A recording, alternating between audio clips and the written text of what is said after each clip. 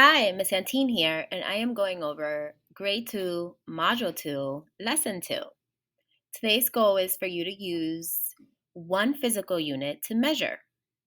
In our last lesson, we measured things with many centimeter cubes.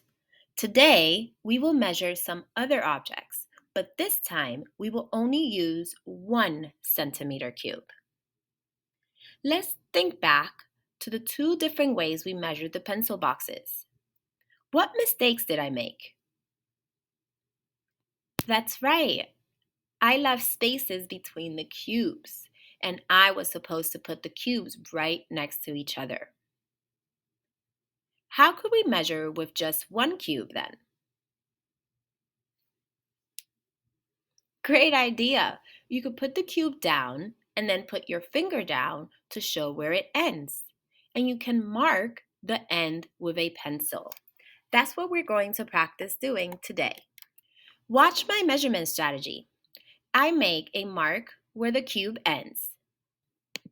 The cube is here, and I'm marking this part right here, where it ends. Then I move my cube forward so that the mark is right at the beginning of the cube with no overlap. And now I mark where the cube ends again. I move the cube forward and mark another mark. What do you notice about the distance between the pencil marks I've made? Right, they're all the same length, and that's very important when we measure, that we are using a unit that is all the same length. I only used one, and that is today's goal, for you to use 1 centimeter cubed, but to move it forward and add that hash mark. So today we're getting familiar with what a hash mark is. Hash marks are the lines on a ruler letting you know how long it is. So we can say this is hash mark 1, 2, and 3. So the paper clip is about 3 centimeters long. When I measured my paper clip, the length was just a little less than 3 centimeters. I can say my paper clip is about 3 centimeters because it is very close. Now it's your turn to measure.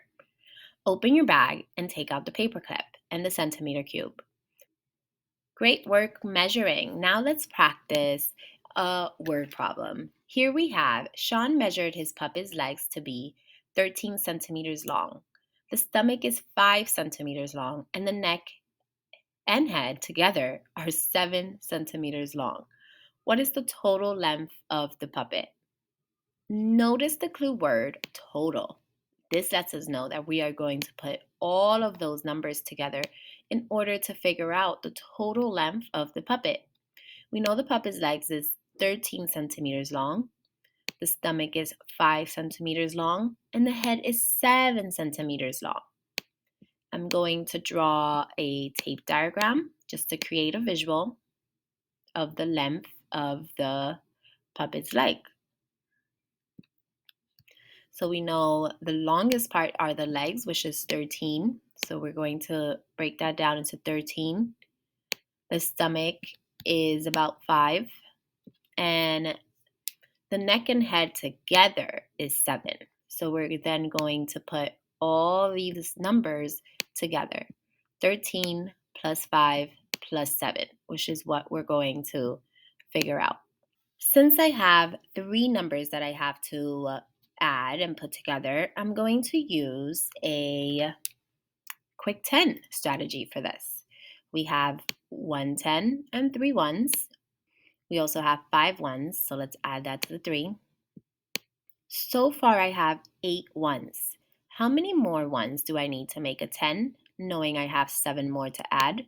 Let's add those in. 2 more. 7, and we made a 10 here. So I have 2 10s and 1, 2, 3, 4, 5, and 5 ones. 2 10 and 5 ones. Great work. We figured out the length of the puppet. So what is the statement? Remember, the statement answers the question using a complete sentence. The puppet's length is 25 centimeters long. Great. Now you're ready for the problem set. Have fun!